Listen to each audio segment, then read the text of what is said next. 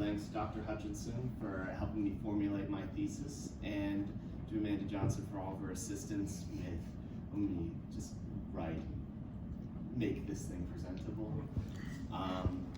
So I wanted to begin at the beginning. So my thesis statement: Louisiana Purchase Exhibition of 1904 demonstrates a unique and hopeful future of the 20th century, and the cuisine depicted at the fair shares a similar attitude that is remembered in the collective memory.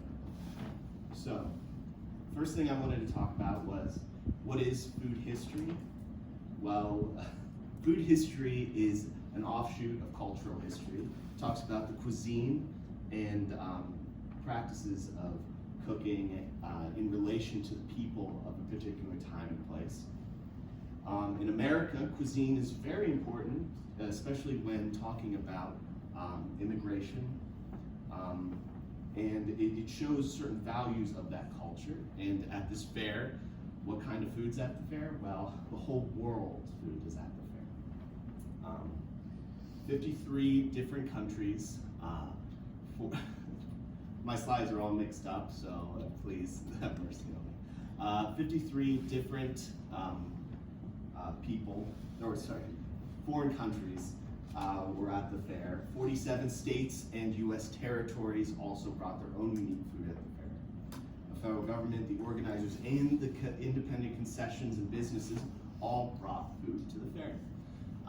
Each one of these buildings is called a palace, and each one of these palaces has a few, is very unique and categorized by what they do. The Palace of Agriculture has any kind of food that you would ever want in the world. The Palace of Transportation has 500 different kinds of cars, which in 1904 is pretty bonkers. The entire fair is the first fair that actually had electricity running through it, so at night everything's lit up very beautifully. And this is one of the themes of the fair, which is education. So the organizers at the fair actually, they wanted to educate everybody about it. Like, they wanted to educate, well, roughly the amount of people that went was 20 million. 20 million people went to this fair, and they wanted to teach them about one thing. If it was liberal arts, that's great. If it was how to plant seeds more efficiently, that's fantastic. But what they wanted to do was create an air of education so that every single person could have, imagine 20 million students in an 8-month period learning something very interesting about electricity, for example, and how that works, or how to preserve food better, or how to create a refrigerator. One of the other things about the fair is money. So there's a huge, capitalism is very, very prevalent through the fair. Actually, right here, you can see that it costs $50 million, which in 2023 is $1.69 billion. Most of that, a large chunk of that money came from the US government, but also a huge portion came from foreign governments. And of course, concessions, independent business, popular subscription, and the city of St. Louis itself. I want you to keep this in mind. The city of St. Louis itself put a lot of time and effort into the fair. The person who created the idea, or the person who created the fair, the first person to have this idea, was David Francis, who was President David Francis throughout the fair of the Louisiana Purchase Exhibition Company. And he wanted to showcase the Louisiana Purchase. He was like, there are only 2 times in St. Louis that are like golden moments, and one was the Declaration of Independence. That's an important moment in all of America's history, but the Louisiana Purchase is the largest, is also the second largest event in history, which happened in 1803. This was 101 years after. The organization took a little bit longer, so they couldn't do it. But I just wanted to talk about also the different cultures at the fair. This is the Philippines exhibit, which housed an entire Filipino village. We have Jerusalem, Little Jerusalem, with its own temple that they recreated. Every single state up here has their own little thing. You can see Texas has a little star if you really want to squint. But this is all to show that everyone took this fair extremely seriously. And this is where a little bit of the historiography comes into play, but I'll get into that. There are two different facets of history. What the organizers want you to know and what actually happened. So they say they want to teach people, millions of people what to do. They showcase other people's cultures, and it's a big unifying peacetime gesture. The motto of the fair is to bring the world to the visitors of the exposition. Literally bring the world to the exposition. But what the fairgoers actually did in comparison to what the organizers wanted is up to debate. James Gilbert, who I've been reading, he says that even though the organizers say this is all for education, this is all for a particular purpose, doesn't mean that anyone who went there wasn't there to just kind of party or meet somebody or just for entertainment purposes. Apparently, a lot of people who went to the fair didn't particularly care about educating themselves, but because it was a giant spectacle, which is it's very important to know what the organizers wanted people to do and what they actually did. Now, I think that if you go through the 22-acre the Palace of Agriculture, which is, if you want to look, this is the Bank of America Panther Stadium, 15 acres. That building was 22 acres. It took 9 miles to walk through all the exhibits in it. And each person, each concession and state had their own little particular place in it. I think you would find that there is a I lost my train of thought, but I hope that made some sense. One of the other things I wanted to bring your attention to was the pike. So just to go up here, this is the pike. So the pike is where a lot of the folklore of what we're going to be talking about comes from. So the pike is a giant 1-mile stretch. It's the only place in the fair that you actually have to spend more money to get into. So there's the general admissions fee, and then there is the pike fee. Now the pike fee is 10 cents more. It's not an exorbitant amount of money, but this place is specifically meant for entertainment. There's nothing educational about it. If you wanted to go through a castle, there's a place called Blarney Castle that you could walk through a castle. Down at the end of the pike, you had the Tyrolean Alps, which is connected to the restaurant and a little German village that you could actually scale parts of. There were 50 different shows that went on nightly. One of them was actually Indian belly dancing, which became a crowd favorite. But one of the also restaurants and lots of food were found here. So one of these places was the Tyrolean Alps. So apparently the Kaiser himself looked at these mountains and he was like, yeah, those are pretty real. I feel like I'm actually in the Alps. So whatever you want to say, these are very, very, so they built mountains. I don't know what that has to say about anything, but they built mountains up this place. So the Tyrolean Alps Mountain Restaurant was one of the major restaurants at this place. 5,000 people could be housed here with with 400 waiters and 75 chefs. You had 197 different food items, 17 different cuisine styles, and you had hundreds and hundreds of bottles of wine and 11 types of beer. The guy who actually created this, one of the organizers created this restaurant, his name was Antine Bush of Budweiser fame. One of his beers was sold consistently throughout the fair, but this is like his pride and joy. He wanted people to feel like royalty. So right here, I don't know if you can see, but that's a 100-piece orchestra that played constantly. So you could be serenaded by some of the great German composers of the time. Along with this, I wish I could have a better picture of this, but you also have the International International Cafe. The International Cafe was a specific restaurant, unlike the Tyrolean Alps restaurant, which catered to, there's about 30,000 people that could eat at the fair at any given time, so about was that, 15%. The International Cafe specifically catered to the international crowd at the fair. So their waiters spoke 46 different languages so that they could greet whoever went to the restaurant in their own dialect and then serve them food that would remind them of home. It's the only place that you could actually serve tacos and spaghetti at the same time. I should say that the Tyrolean Alps restaurant, they did do German food, but it was more like American cuisine. Like there's a lot of food there. It was a lot of American food. There's other restaurants that were specifically high German restaurants, but I guess you have to read my thesis for that. Also, just to mention the states also within the Palace of Agriculture, they made giant food sculptures. This is an elephant made out of almonds from California.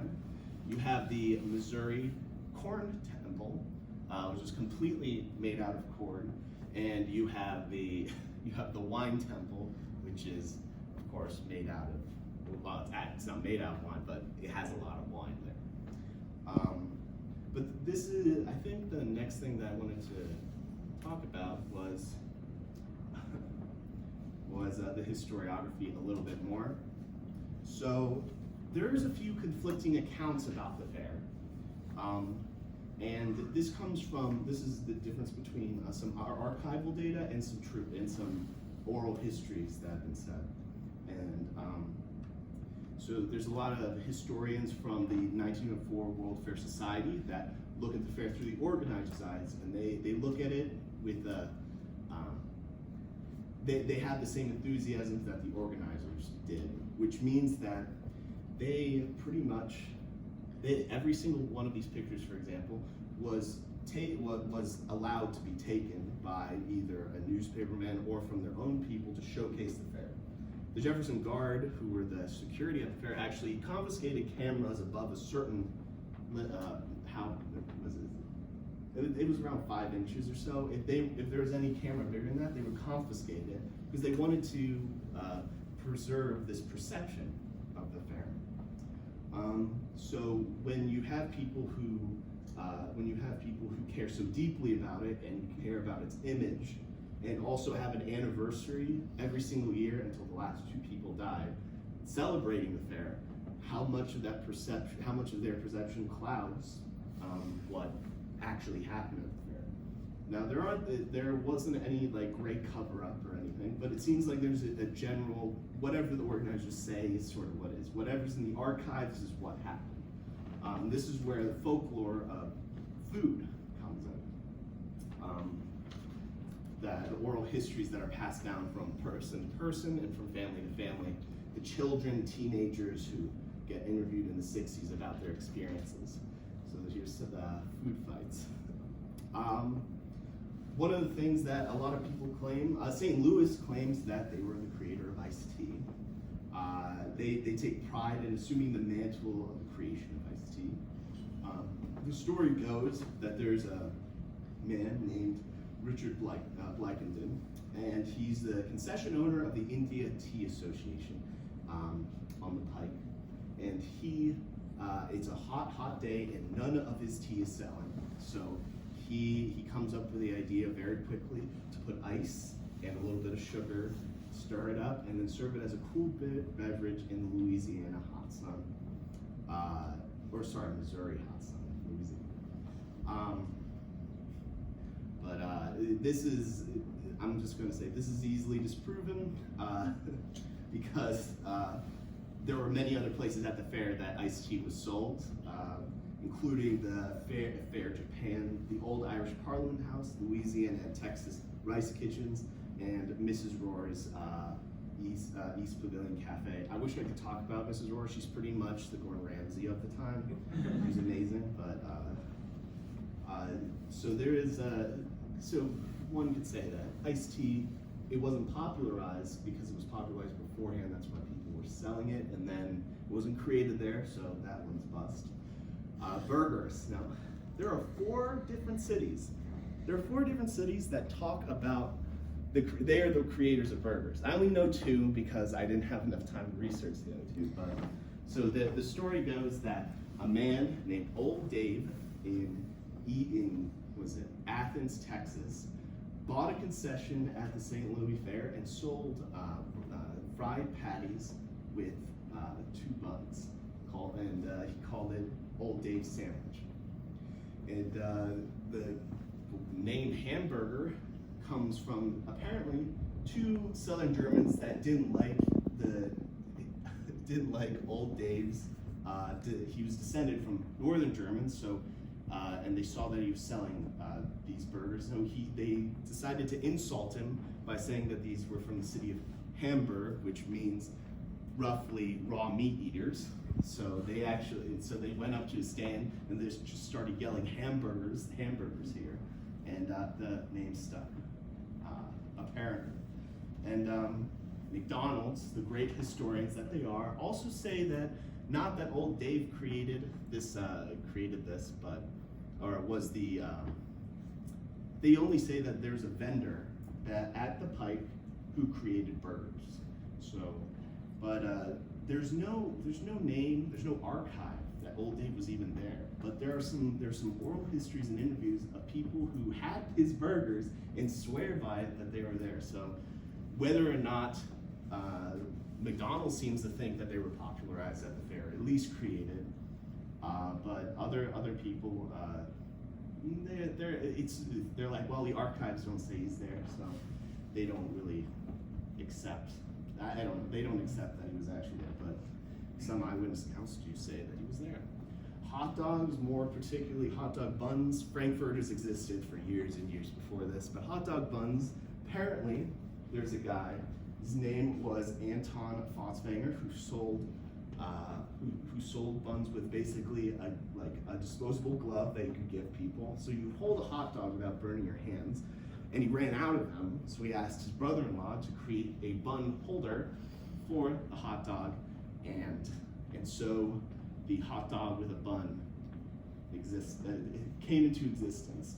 This is actually true, but it happened 21 years before the fair, so you can't really say that it's particularly it wasn't created there. But was it popularized there? Well,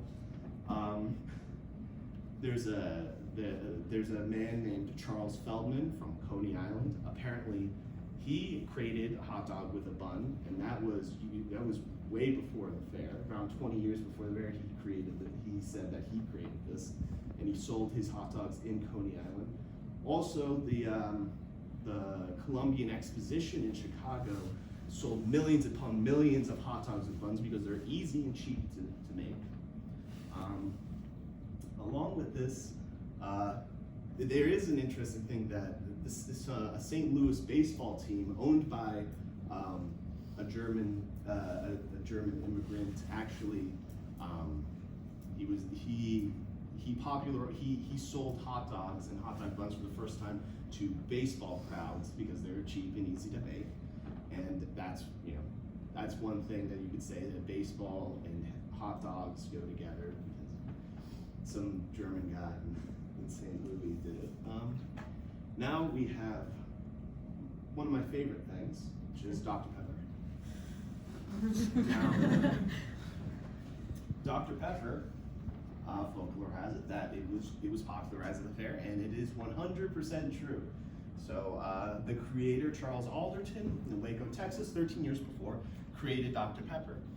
But he sold it locally, but he wanted to debut it on a large stage. So he waited until the large stage was ready for it, and so he didn't really have the money to do this until it came to the fair of 1904, where he built a factory in St. Louis leading up to the fair so he could sell his drink specifically there. And the world premiere was a huge success, and obviously Dr. Pepper is one of the best drinks ever, so I had to say that at least once.